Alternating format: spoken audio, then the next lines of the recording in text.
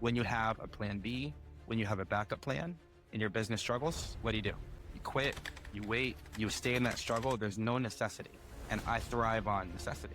I don't think we get anything in life by going halfway. So when I quit my job and my business struggled, what did I do? I stayed up all night because we had to make money. I wasn't gonna have my wife wake up again and say, there's no money coming in. I was gonna stay up, so when she wakes up, I've got a solution. Do I want to die at this desk doing a job that I don't love because it has benefits and pays good money? Or do I wanna die doing something that I love doing, something that I'm good at, something that I'm passionate about? I was sitting on a business that I thought would make $1 million in year one. What am I gonna do? Keep working my old job because it pays well? And at the end of the day, the worst thing that happened is you lost some money, you lost some time, life goes on.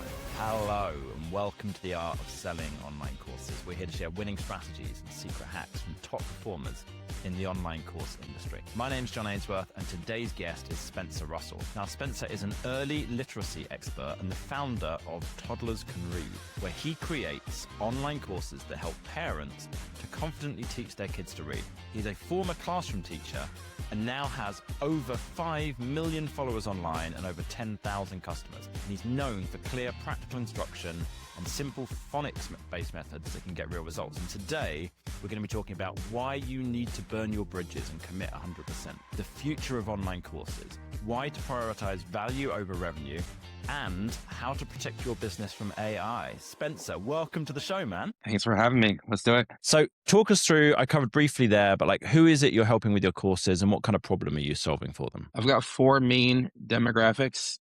One is toddler parents who want their kids to get reading early. 2 is parents of kindergartners. This is the year that most people start worrying about reading and they start getting scores and things from school. 3 is parents of older readers who are struggling. And 4 is homeschool parents, kind of across those age ranges. My business is called Toddlers Can Read because prior to my business, nobody really focused on toddlers. And I wanted to be really specific about my little lane here. I call it my blue ocean that no one was tapping that I thought I could tap into. And I still wrestle with how much to focus on toddlers versus some of those other audiences. So I lean toddler, but there's just so many people struggling with reading. There are so many adults even who still can't read. I'm trying to kind of balance focusing on younger kids and helping their parents because the parents have no idea what to do, while also making sure that my resources aren't limited in their ability to support older readers too. I love you mentioned Blue Ocean there. I don't think a lot of people won't know, that won't have read the book. I'm assuming you're referencing Blue Ocean Totally. Strategy, right? Yep. Okay, yeah, cool. Could you tell people briefly what that is and kind of the idea of that? Yeah, so there's the concept that I read in Expert Secrets is we have red oceans and blue oceans. A red ocean is where the waters are bloody with competition. If I wanted to make a diet pill or I wanted to help people lose weight or do exercise or fitness, that's a red ocean. I would have to get really, really, really specific with my lane or my strategy or my way of serving people to find a little blue ocean within that sector. It's possible, but it's tough. When I went to reading resources, I was kind of looking at the field and saying, okay, there's Hooks on Phonics that exists, but it's general. There's Teach Your Child to Read in 100 Easy Lessons. Okay, that's a book, super general, probably ages like 5 and up. But there's no one at all. There's no real competition for the toddler market. So that makes the ocean blue. There's a lack of competition. And then there's the size of the ocean. The ocean is huge. Most people have to drill down really, really, really specific to find something that's just for them. I didn't. I was able to find something that was both blue and open, but also huge in terms of the number of people that I could serve and reach, which I think is a recipe for success. Nice. I love that. As you're listening to this, if you're interested in this kind of concept, there's actually quite a lot of people who've been on the podcast who we've not talked specifically about the strategy very much, but who've very much applied this. I know a lot of language course creators. A lot of our clients have been language course creators. A lot of guests on the podcast have been. And so, for example, there's Shona Beckwith, who's been on. If you want to find that episode, it's spelt Sionade. I'll see if I can find the episode number, but pronounced Shona. And she's teaching people who are obsessed with grammar. There's a lot of people when they're learning a language, they don't want to learn about grammar. She's teaching people who are obsessed with it. And then we've got Ollie Richards, who's been on, and he's teaching people languages through stories. And then we've got Lydia Marachova, and she's teaching people like how to become a polyglot by learning in their own particular style. And it kind of goes on and on and on. And so everybody has kind of found, whether they read the book or read Expert Secrets or anything, they've kind of found their niche, their angle that's kind of working really well for them. And I think it's been really interesting because a lot of them don't see each other as competition at all. So like anybody who's learning from, who's obsessed with grammar, does not want to learn from. I'm trying to remember Benny's last name, but he teaches people how to just go out and learn a language by going into local markets and just making a fool of yourself and getting everything wrong, but just like learning, just talking, just getting on with it. So one of the things that you've said is that you need to burn the bridge and bet on yourself 100%. Why do you think that's such a big deal? I think it's a huge deal, assuming that you've done what I just suggested, which is you find a blue ocean. I don't think you should burn the bridge for a red ocean. If it's super competitive, you better know for sure you're going to win before going in. But if you've done real research, and this isn't just a project you want to do because you enjoy it. It's not just a value that you want to provide because you think you should provide it, but you understand there's a market, there's an audience, there's a strong fit, you have the expertise, you've done your work. Like if you've done all of that stuff first and you look at the opportunity and you say, I think I'm the right person for this moment. You got to go for it. I don't think we get anything in life by going halfway. And I think that there's two arguments for it. I think there's a spiritual argument and a practical argument. On a spiritual level, whether you believe in manifestation or not, whether you believe in a universe or God or not, the universe, God, spirit does not work in your favor if you don't work in your favor. You have to go all in. You have to say, this is the life, this is the career, this is the thing that I want. And you've got to be able to lay some shit on the line for that. Strongly believe that. That's the spiritual sense. But even if you don't believe it from a spiritual level and you just want a practical level, you're simply increasing your chances of success by going for the thing. I don't understand why we hedge bets. I was sitting on a business that I thought would make $1 million in year one. What am I going to do? Keep working my old job because it pays well? Or am I going to quit my job and go for the thing that I believe can make $1 million? If I don't believe it, I stay at my job. If I believe it, I go all in. I think that people can also feel and experience our investment. So from a marketing perspective, from a media perspective, if you're not going all in, I think your audience is going to read that and you're not going to get the returns you want. And then I do believe that just from like an innovation perspective, from trying things, trial and error, and just going all in. You mentioned the person at the market who's just going and trying that language and kind of making a fool of themselves because they want to learn, they want to get that practice and that exposure. There's a certain necessity that you have when you go all in that says, I'm just going to keep trying and trying and trying and trying. And I might make some mistakes, but I'm going to get there as quickly as possible. When you have a plan B, when you have a backup plan and your business struggles, what do? You quit, you wait, you stay in that struggle. There's no necessity. And I thrive on necessity. So when I quit my job and my business struggled, what did I do? I stayed up all night because we had to make money. I wasn't going to have my wife wake up again and say, there's no money coming in. I was going to stay up. So when she wakes up, I've got a solution. And that sort of desperation and necessity and hunger and drive, I don't think it needs to be permanent. I don't want to scare people into thinking like you've got to stay in that zone because I'm not in that zone anymore. But as a starting place, when you're betting on yourself and you're trying to get your feet under yourself, I totally believe do the research, do the background, do what you need to do. And if you're convinced that you're sitting on the next big thing, burn the bridge, go all out. And at the end of the day, the worst thing that happened is you lost some money, you lost some time, life goes on. I got a couple of clients at the moment. I won't name any names, but they've got safe jobs, but their course business, like we've been working with them, help them to grow it, make more money from it. And they're making like 4 times as much from their course business as they are from their safe job. And I'm like, dude, why are you working in it? Like, why are you not putting all of your time into like, make more courses, make this better, do more YouTube videos, like everything that you possibly can?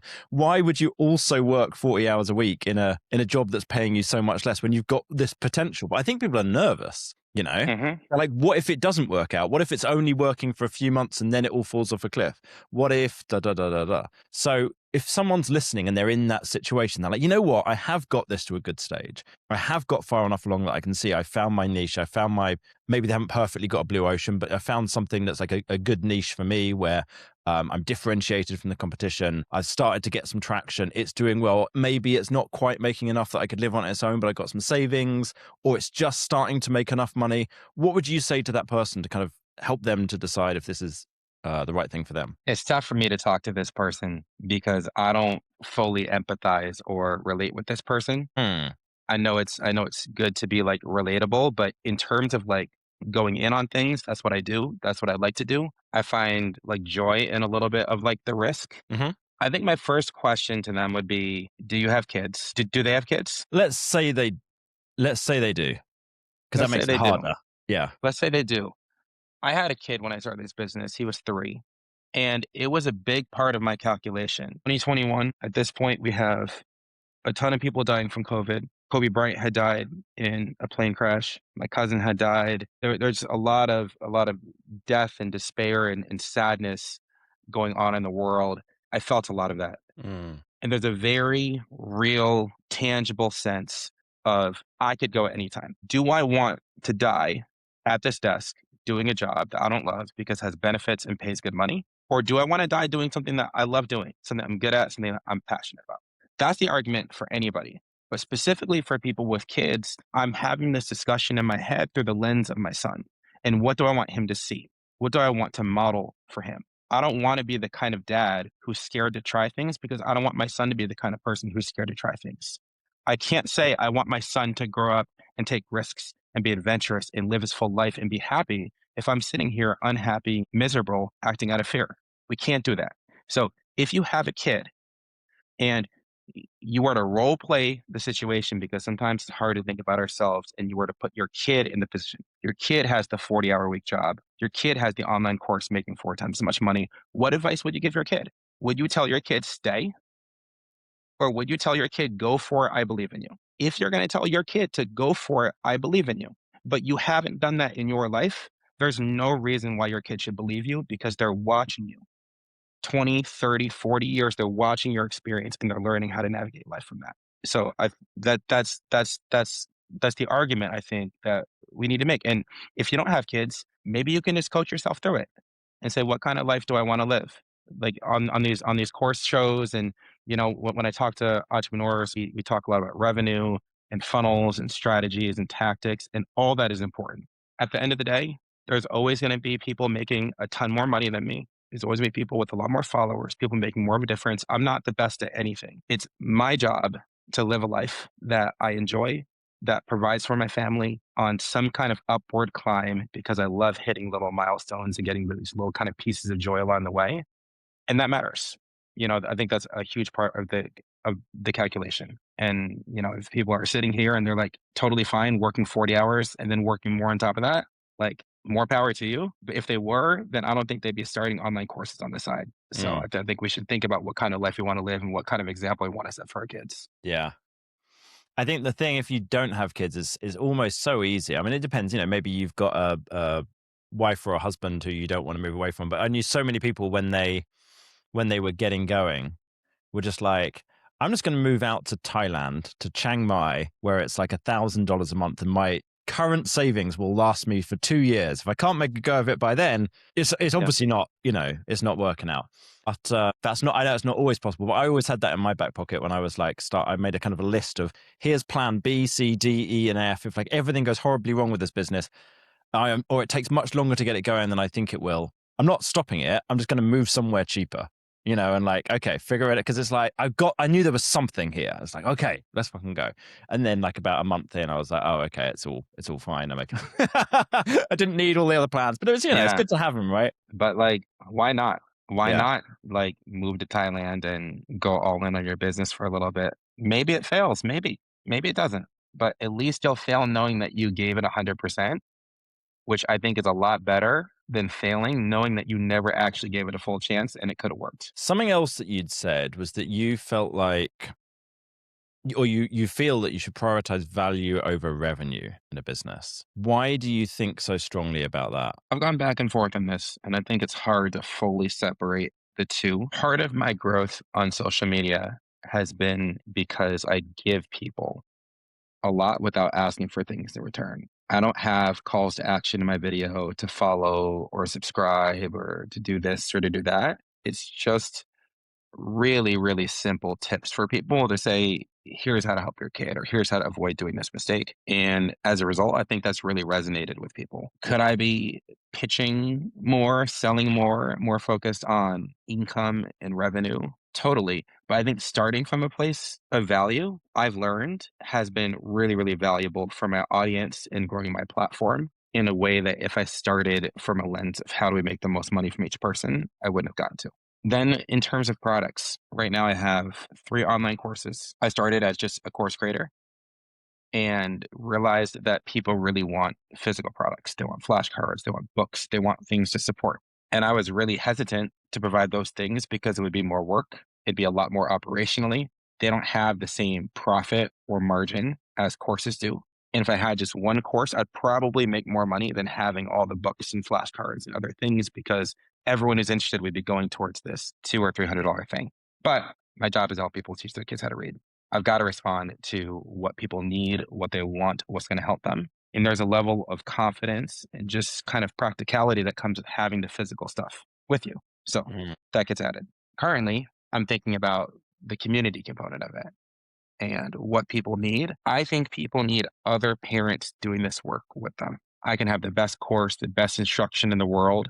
I just piloted this challenge where I brought people through this 7-day experience together. And it was like nothing else we had ever done. It was so valuable. We built so much confidence in parents. And it's going to take me some time to figure out how to fold that into our course and product experience. But I believe we will probably make less revenue the next several months while I figure this out. But if we can figure this out and take everything we've learned from the courses and from the community and from the products and put it together, then there's going to be so many people teaching their kids to read so quickly and with so much confidence that it can't help but make money. And I think it can be a slower path to Mm. getting there, but I'm very big in like what you put out, you get back. And if we're able to really truly serve people and focus on value and an excellent product, I think we're going to make that back in revenue and not for nothing help protect ourselves against competitors who inevitably are going to be innovating and improving on their products to try and put us out of business. I think that the next couple of years, I think it's already started, but I think the next couple of years is going to be really interesting for innovation in online courses because I think a lot of people, I think the industry as a whole has got a little bit complacent because there weren't that many people doing online courses. If you go back, let's say 10 years, it was there, but it wasn't as big as it is now. And then it started to grow. And then COVID came along. And for a lot of people, that led to skyrocketing in sales because lots of people were doing stuff in person. They couldn't do it in person, so they got courses online, especially like these kind of cheaper online courses, like a few $100s versus like coaching. They went through the roof, and some people were getting like 2-3 times as much revenue. And then that's kind of slowed down, and there's been more competition come into the market. And for a lot of people, their revenue's kind of stayed stagnant or it's kind of gone down slightly. And I see people being frustrated about this. And I'm like, this is business. It's like the market changes. What happened is if this is your first foray into business and you've never done anything before, and then it's like, oh, this is how it is. You build the audience like this, you sell the courses like this, the course is this kind of structure. You just kind of think, okay, well, that's just how it is. But it's not. It's how it has been, and it's how it is right now. In like 2-3 years, I think it's going to be very different. And one of the things I think that's going to change a lot is that people are starting to, I think, get higher standards. There's slightly more competition. There's more free content out there. There's AI. There's all of these different factors. And it's like you're talking now about like, okay, how do you provide community for people? I think that's one of the things that's going to differentiate certain kind of different groups. I don't know for definite exactly how it's going to look, but that's the impression I get. I think more use of AI, improving, using AI to make the product better for people. Community, membership, all of these kind of things are going to start to really kind of come through. And I know this is something that you think about a lot as well. Like, what do you think is going to be the change? Is there anything outside of the community aspect that you mentioned that you're looking at in terms of how to change your product and make it better? It's a great question. I think the community piece is going to be huge because one of the biggest questions we need to ask is how can I protect my business from AI in a world where knowledge is everywhere and it is no longer special? Like you can go into ChatGPT and ask how would Spencer Russell structure this lesson for my 4-year-old? And if you give details on your 4-year-old, it's going to give you a stronger answer than when I give them my courses. Like my knowledge is no longer special. You got to think about what is special. I think doing it with other people is special. Having access to someone like me or the course creator live to support and answer the questions and kind of calm people down, that's special. I think physical products are special. ChatGPT is going to be able to give you like a PDF of a sound card, but they can't deliver you a really nice flashcard to your door. And outside of those things, right now, physical products, access, community, I'm still kind of grappling with what else we have that will be AI proof. And I think your point about business is exactly right. This is my first business, my only business. I'm learning a lot of these things on the fly, but it's clear to me that online courses were the thing. It's what everyone in the toddler space did. Course on feelings, course on motor skills, course on feeding, breastfeeding, nursing, labor and delivery, courses on everything. Huge in 2020. I really missed the boom. By the time I started late 2021, schools were back open and stuff was kind of getting back to normal. But I don't think a lot of people want to do courses right now for a lot of reasons. And so I'm trying to talk with them and figure out, what do you want?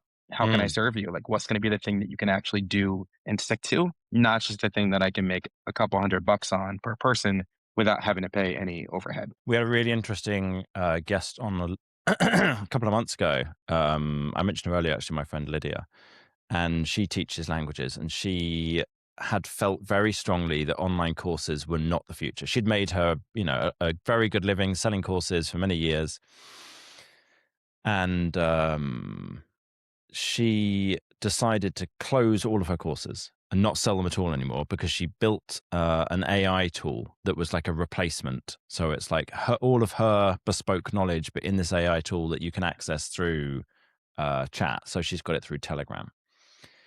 And she put tons of work into building it and like updating all of her processes, making sure that the AI was based on it, that was working really well. And then spent, I think, like 6 months working on her perfect webinar for it as well, and launched it. And she made 3 times more revenue from the launch of that than she'd ever made from like her best course launch before. And I was like, oh, this is fascinating. And I want to talk to her again in a month or two and be like, okay, well, now you've launched it, because that was quite when she came on the podcast, she'd only just launched it. How's it going? What's the churn rate? How many people are sticking around long term? How much are you making from people? Like, what is it like as a business now? But there's some stuff that's going to get, what's the right word?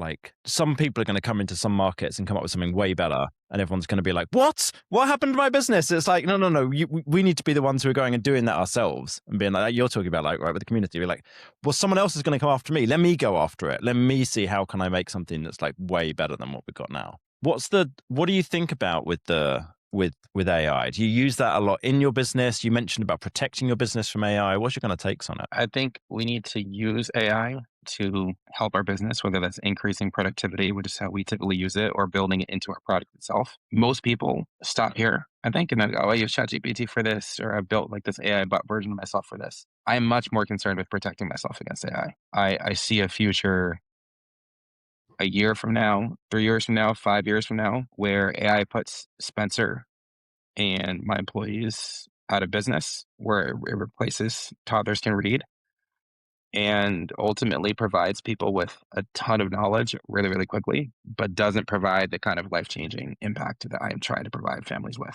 So I spend some time, I should probably spend more, thinking about the future, thinking about this kind of exponential wave that we're on, that we don't know when it's going to pick up. We don't know when the next model is going to be released. And I really try to think about the investments in time and energy and resources I need to make today to make sure that the future is better. I almost spent a lot of money, like took on investors and spent a lot of money making an app. Mm-hmm. I think AI would have been a key part of that app. And I think that would have been a mistake. I think that the amount of time I would have had to spend and pay developers for to create a custom AI, had I just waited 3 months, would just be open source. Yeah. I am really glad that I didn't do that. So I'm not trying to get ahead of a technological curve that I can't predict, Mm. because I might be winning for 2 or 3 months, and then the open source stuff that everybody has access to could be ahead.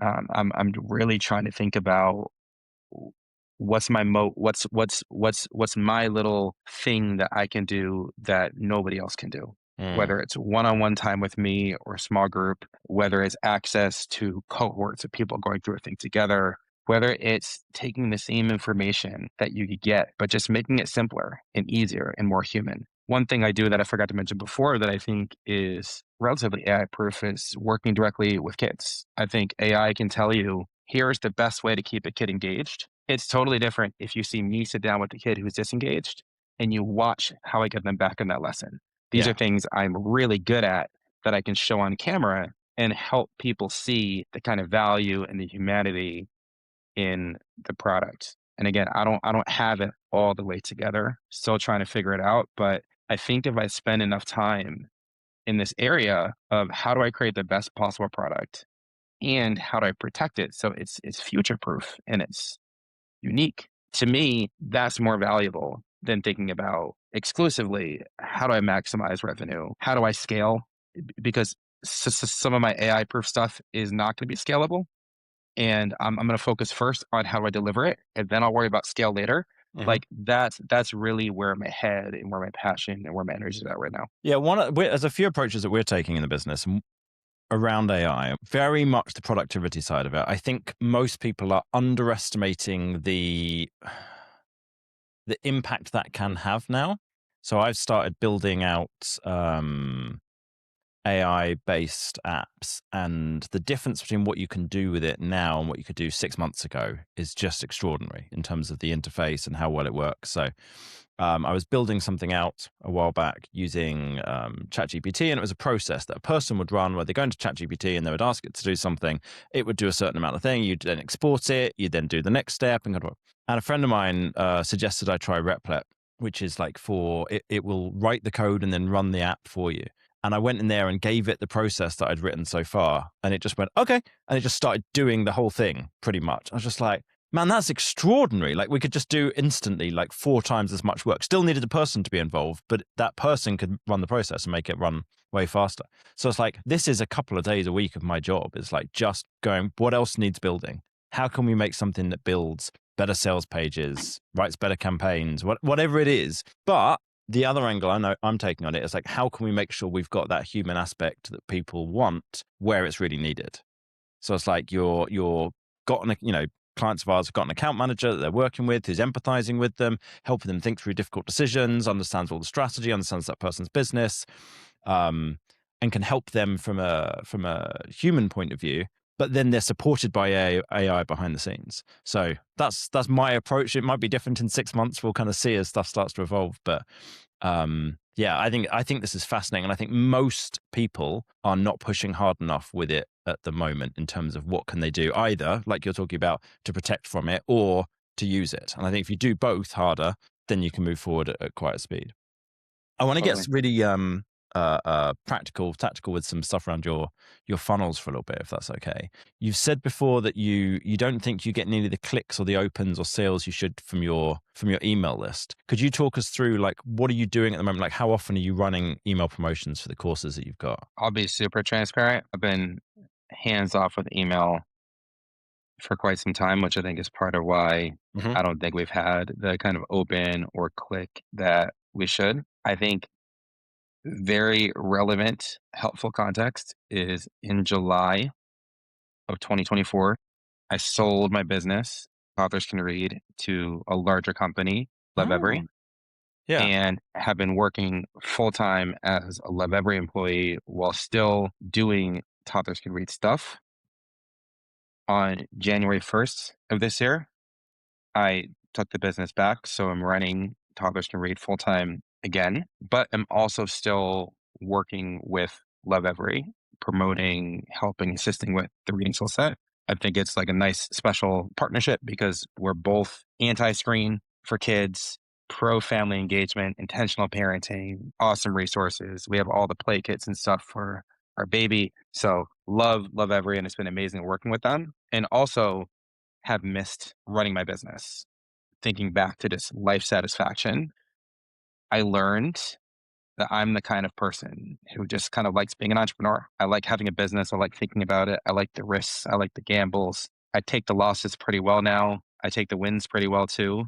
And I like this kind of forward climb and forward momentum. All of that, I think, is critical context for email, which is to say, as of January 1st, which now is 27 days ago, I've been back full time running Toddlers Can Read and trying to kind of get stuff running that we thought we were going to phase out. Hmm. So email the last year and a half hasn't been my focus. My focus has been promoting the reading skill set and transitioning to this role and supporting the team and coming back and seeing some of the numbers, having campaigns where we're not getting the number of people signing up that we want to get to sign up. I've hired someone who was highly recommended that I trust. It's not my area of expertise, but hopefully about a month of me working hands on, doing an audit, working together, and then 2 to 3 more months of her kind of running and working on her own will make it such that if we have a launch or a product or something that we need to do, we're able to get the numbers we want to get from email. Nice. Do you know numbers? I know you said you've been hands off, so you might not know. Do you know like what kind of percentage conversion rates you're getting or any of those kind of things off the top of your head? I did. And then I didn't have a sense of how to interpret it. Hmm. So I ran it through ChatGPT and created like a 1 to 4 point scale for my industry that seemed close enough. And essentially it's like from like 1 to 4, where are we on most of these metrics? 1 being bad, 4 being great. And it was like, a 2 for most of it, like 1, 1 and 1, 3. Mm. I could find it in like 3 minutes. Probably I should have had it pulled up, but overall, my impression was not doing amazing. And with business, it's tough because at the beginning, I knew everything. I looked at my data every day. I knew every metric. If you put me on Shark Tank, there's not a question that I'm not answering about the business. And then as it's grown and I've hired, and my philosophy on hiring is like hire well, pay people well, and then trust them to do the job. I just take that out of my brain. I think I've almost overcompensated to the point where I'm just like, I trust you, go do the thing, instead of getting a little bit more involved with each of Mm. those people to understand. And email is tough because I don't have a lot of knowledge of email. I don't know email strategy particularly well. So even when I have the data and the analytics, it's hard for me to know what's the industry standard? How Mm. does this fit? And what are the strategies for making it better? That makes sense. One of the things that you've got, you said your main funnel is a webinar funnel, but you're swapping at the moment to a quiz funnel through to a differentiated webinar, which is really interesting. Why are you doing that? Have you got like different segments that you really feel need a different message in the webinar after the quiz? Yeah, I've played with a lot of different webinar models. I've played with the quiz to webinar funnel before. The challenge that I face is we have very, very different audiences coming to our page. If I'm running like a how to get rich business, maybe some people are coming from different areas, but it's like, all right, like here's how to get rich. Here's the webinar. Here's the thing. If I'm running a teach your kid to read webinar, even if the goal is reading and that's the ultimate objective, it needs to look and feel different if I'm talking to a 2 year old who can barely speak or an 8 year old who's behind and struggling in school. If I choose to show video footage in that webinar of a lesson, I've got to be really strategic about age. If I pick a 5 year old and split the middle, the parent of a 2 year old is going to say, how's that going to work for my kid? The Mm. parent of a 10 year old is going to say, okay, that's a little kid. My kid's already behind. Versus how to get rich. It doesn't matter if I show a 20 year old, a 30 year old, a 40 year old, a 50 year old. You're just like, here's the strategy. I think parents are coming in with a lot of concern and hesitation and uncertainty. A lot of parents, I'd say most parents, have but my kid mentality where they fill that sentence in with something. But my kid has ADHD. But my kid has autism. But my kid doesn't listen to me. But my kid is this. But my kid is that. And if I can answer and address as many of those as possible, specifically as it relates to age and the concerns I know they're going to have at that age, I think it's going to serve them better. And I'm starting from that lens. I think they're going to get a better webinar if it's focused on their needs. A toddler is signs of readiness, how to know your toddler's ready to read, and what the first steps are. Kindergarten is how to help your kid get ready for kindergarten and succeed in kindergarten. Here's the skills your teacher's going to expect, and here's what's going to be expected of them in terms of all the other things that they're going to face, and here's how reading fits into the puzzle and what to do about it. An older kid is like how to help your kid either catch up or get ahead. that's my thought. And my messaging, my framing is very different depending on which age I'm talking to. And not for nothing, with a business called Toddlers Can Read, having a webinar that talks directly to you and says, okay, you're the parent of a kindergartner. Here's what to think about, helps to alleviate some of that fear Mm. or uncertainty that says maybe this is for younger kids, which I face a lot. My thought on quiz is really three things I think this will serve. Not an in detail quiz. I imagine a quiz with one question, which is how old is your child? Hmm. We might go past that. But when you see that quiz, I think the first thing it does is it says, even if I don't have a toddler, I'm in the right place because there's a box for me to select that fits my kid. I think the second thing it does is it gives us in our email marketing information about that child's age, which isn't a perfect predictor of their stage, but I can bet with probably 85% certainty where your kid is at in reading based on whether they're 2 or 3, they're just starting, they're 5 or 6, they know some letters, some sounds, are probably not reading super well, or whether they're 7, 8, 9, 10, which means they know most of the letters, some advanced letters. They're beginning to read, but it's probably slow and choppy, and they're missing some advanced sounds. I can get most of the way there. Mm. So that's the second thing. So it gives us that kind of ability to differentiate our email list and run segmented campaigns, which we can't do now. And the third thing it does is where we led with, which is it lets us then put them into a webinar that would be a kind of tighter and better experience for them. And maybe fourth, as a bonus, having conversion specific data for different groups would be super interesting because each group is getting a different offer. I'm Mm. not offering parents of a 3-year-old every product I have. I'm not focused on the advanced sound cards and the sight words and those sorts of things. It's like, here's my first 2 courses that you're going to need, and here's some sound cards and the first set of books. This is kind of like the basic pack. And I'm not offering basic letter sound flashcards to an 8-year-old who struggles. So it will give me data on attendance and watch rate and click through rate for the offer, as well as how people are responding to the offer at each of those 3 levels. So if I need to make a change to the webinar, I'm not changing one big thing that is everyone. I'm saying, okay, my kindergarten one needs some work. Let me figure out how to better message or package or provide a better offer for this one group here in the middle. Mm. That makes sense. I think the disadvantage I've seen in the past that can come up with quizzes is the drop off that you get during the quiz. And so therefore, even if the conversions afterwards are better, you've lost too many people from going through the quiz. I think because if you're talking about just having one question, that could be really interesting because you actually could even do that as part of the registration form. It could not even be a separate quiz, right? It's almost just like you've got 3 things to put in: name, email, age of your kids that you're focused on, and then it's going to point you through to the right webinar after that. And that's super simple. Like we've got an extra question that we added, I think, to our lead magnets, or I think it was all lead magnet sign up forms. So we asked people basically revenue level, were they under or over some revenue amount, and the point of that was based on that, we were going to send them through different bits of information on the confirmation page. We're going to point them to this point or point them to that page instead. That had almost negligible effect on the conversion rate, on like how many people actually filled in the form. So that was really interesting to see. Then what we did, because we wanted to get, we did want more information than that, but we didn't need the other information as urgently as we needed that one thing. So then we put the form, the survey for more information on the confirmation page afterwards. Now with a webinar, you might not do that because you might be going straight through to it as like a just-in-time webinar that people can watch straight away. Versus doing a live one. But what we then found is I found this multiple times, about 70% of people will fill in a survey on the confirmation page asking for more information. Something magical about confirmation pages. After someone's already started and they've hit submit and then there's more questions, as people are just like, okay, I'll just carry on answering your questions. And that helps us to kind of know better how to follow up with people.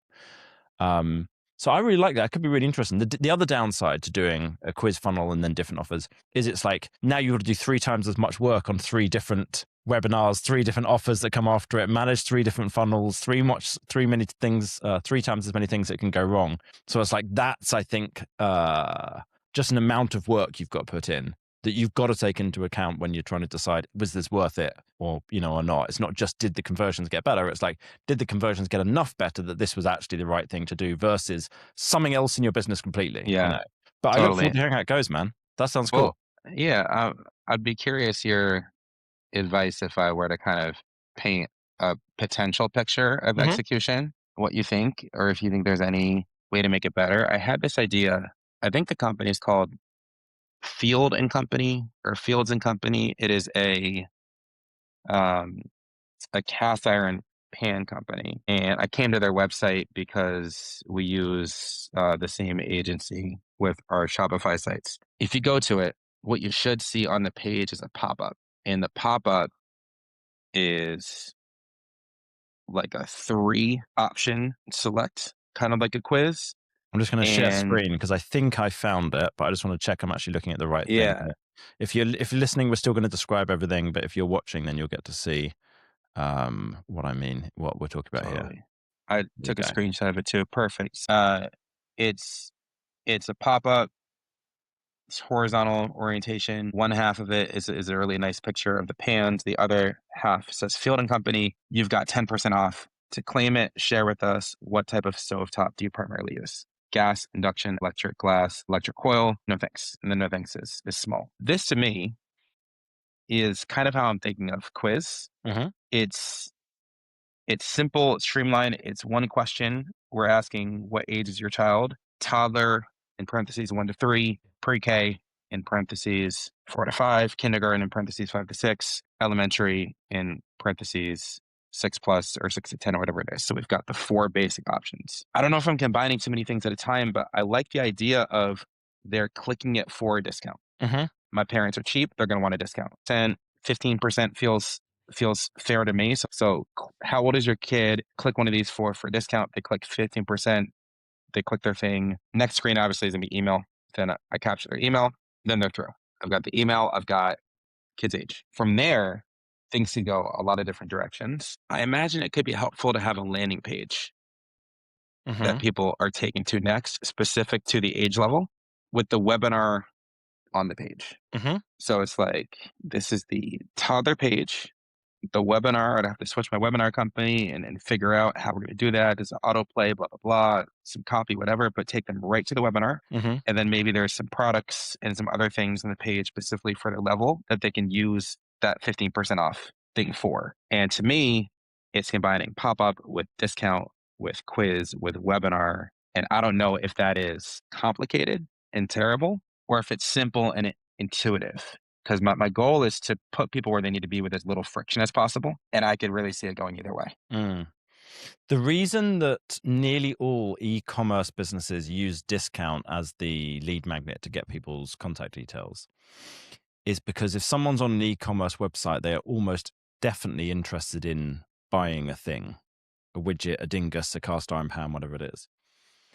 The reason it doesn't always work on course business websites is because people are often there to get information rather than just they're not necessarily ready to buy. They need the kind of education about the thing first. It's just why email works so well, right? Because you get the chance to send lots of information through to people. And it's one of the reasons webinars work so well.